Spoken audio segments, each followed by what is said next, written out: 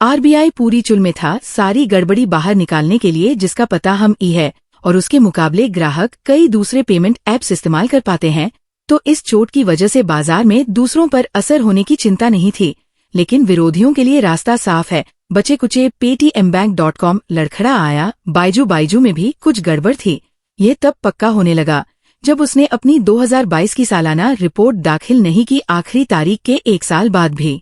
ऐसा लग रहा था कि बायजू रविंद्रन हिसाब किताब की दाल में कुछ काला कर रहा था। और जब उसने अप्रैल 2021 में आकाश को लगभग 7,300 करोड़ में खरीदा, तो शायद इससे उसकी जेब पूरी ढीली हो गई, क्योंकि वो ये जानता था कि उसके बिजनेस का ये एकलौता ऑफलाइन पढ़ाई का टुकड़ा तब भी खड़ा रहेगा अगर उसके चारों ओर के ऑनलाइन केले तहस नहस भी हो जाए। बायजू के मामले में आरबीआई नहीं, बल्कि उसके 3 बड़े निवेशकों ने उस पर पुरजोर दबाव डाला। कोर्ट से इस्तीफा देकर एक बयान देते हुए कहा, हमने बहुत कोशिश की मगर बायजू ने हमारी एक नहीं सुनी। फरवरी 2024 में जब वो तनख्वाह नहीं दे पा रहे थे और उनका मूल्यांकन अक्टूबर 2022 में 1.65 लाख करोड़ के शिखर से गिरकर, जी हाँ 1.65 लाख करोड़ सिर्फ 1,600 करोड़ हो गया, यानी कि 2 साल बाद सिर्फ 1 पर रह गया। बाकी निवेशक भी गुस्से में इकट्ठा हुए और 44 साल के रविंद्रन को लात मार के कंपनी से बाहर निकालने की कोशिश की। दोनों कंपनियां जो कभी स्टार्टअप्स के लिए रोशनी का चिराग थी, अब उनका भविष्य खड्डे में जता दिख रहा था। इन दोनों दिग्गज स्टार्टअप के गिरने की पूरी कहानी से पहले पेटीएम 2 में डायरेक्टरी के रूप में लॉन्च हुआ, जिसमें 197 डायल करना पड़ता था। एमटीएनएल की पूछताछ सेवा के लिए 45 साल के विजय शेखर शर्मा में आगे बढ़ने का ऐसा कीड़ा था कि उन्होंने जल्दी इतनी सारी सेवाएं जोड़ दी, जिससे पुराने बड़े बैंकों को डर लगने लगा कि ये कल का आया बंदा उसके धंधे ना चौपट कर दे। वो देख चुके थे जब को भारत के बाहर क्रेडिट कार्ड से पेमेंट लेने से रोका गया, तो कैसे पेटीएम 2 में उन्होंने सब जगह चलने वाले क्यूआर कोड की शुरुआत कर पेमेंट सिस्टम में और बड़ी क्रांति ला दी। और 2016 में नोटबंदी के बाद लिक उनके साफ सुथरे डिजाइन किए गए डिजिटल भुगतान सिस्टम की ओर भागने लगे, तो बैंकों के लिए एक और खतरा पैदा हो गया। बैंकों की ओर भी लगने लगी, क्योंकि उनको लगा कि यूपीआई के माध्यम से वहां पर चढ़ चुका था। पेटीएम 2 तक थी, जब तक कि वे अपने फालतू में 16,000 करोड़ से भी ज्यादा कीमत रखे आईपीओ के लिए गए, तब तक दरारें दिखाई देने लगी थी। हालांकि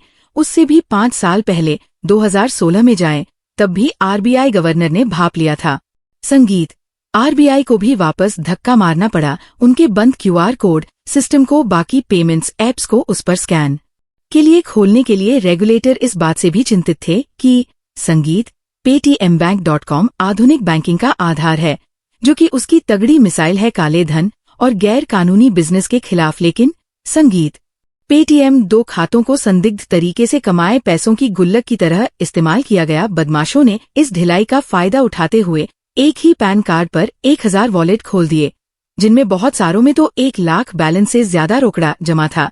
जनता द्वारा सही मानने के बाद महादेव पके पैनल ऑपरेटरों ने भी सिर्फ यूपीआई के जरिए दाव लिए और 8 लाख से ज्यादा गैर कानूनी खाते बनाए। नकली केवाईसी कागजात का इस्तेमाल करके इस तरीके से उन्होंने ये पक्का किया कि जांच एजेंसियों के घंटा कुछ हाथ लगेगा, फिर चाहे वो तलाश भी करें कि असलियत में माल किसकी जेब में जा रहा था।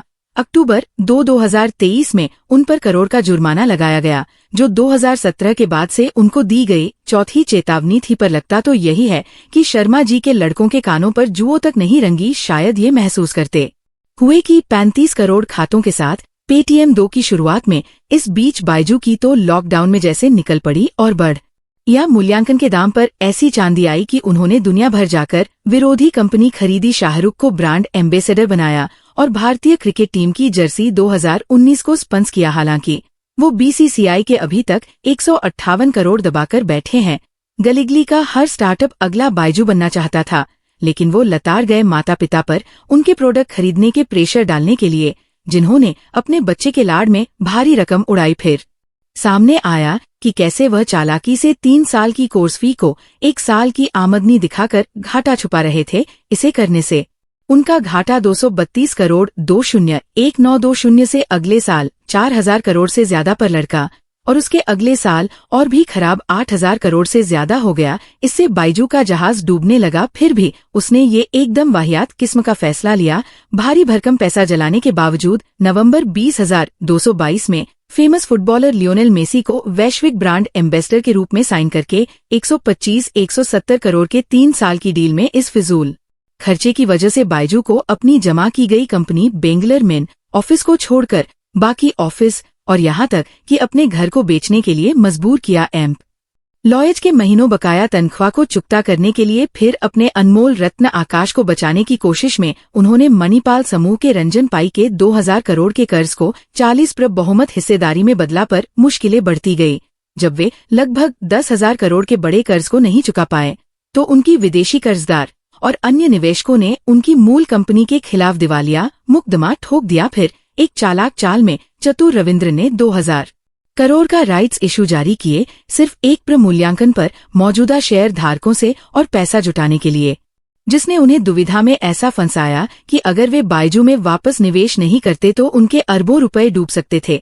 क्योंकि अगर भाई बाइजू ही पैसा डाल दे तो उसके तो वारे न्यारे, उनको शेयर धारकों की हिस्सेदारी मिलती और वो कंपनी भी उनके कब्जे में आ जाती। दवाइयों वाली फार्म एजी ने भी ऐसे ही राइट्स इशू किए थे मूल्यांकन में 90% कटौती पर, और जिनमें वही निवेशक रंजन पाई शामिल। वही पेटीएम 2 से इस्तीफा दिया जिसमें वह अभी भी 911 के मालिक हैं, लेकिन वे 197 कम्युनिकेशन के हेड रहेंगे, जिसमें पेटीएम 2 दिन पहले ही उन्होंने दोबारा कमांड संभाली है। आगे चलकर पेटीएम 2 पार्टी एप्लीकेशन की तरह काम करेगा, लेकिन इसकी बाजार में हिस्सेदारी बहुत कम होगी। का एक बड़ा हिस्सा उस कमीशन से आता है जो 3,537 करोड़ के कर से ली गई, जो कि उनके बाजार में 4 करोड़ व्यापारियों को दिए जाते हैं। इसलिए उन्हें बनाए रखना जरूरी है।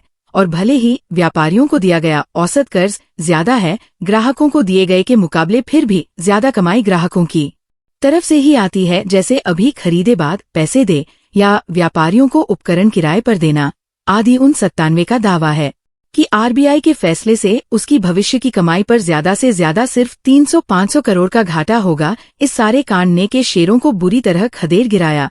अपने वैसे भी फालतू में फूले हुए आईपीओ के समय के 2,150 से गिरकर 325 तक नीचे ले आया। बाज और पेटीएमएन या एनएससी नेशनल स्टॉक एक्सचेंज, जिनकी अहमियत ज्यादा दिखती है रनी स्क्रू वाला बाजू के प्रति, और जाने माने आलोचक इस समस्या को भाव ही नहीं देना चाहते। मुझे लगता है कि भारत में एक सड़ा हुआ से पूरी इंडस्ट्री के बादल को काला नहीं कर सकता, मगर सच्चाई ये है एक टेक में मुनाफा कमाना बहुत मुश्किल है। लेकिन बड़ा मुद्दा कंपनी चलाने का तरीका और पारदर्शिता है।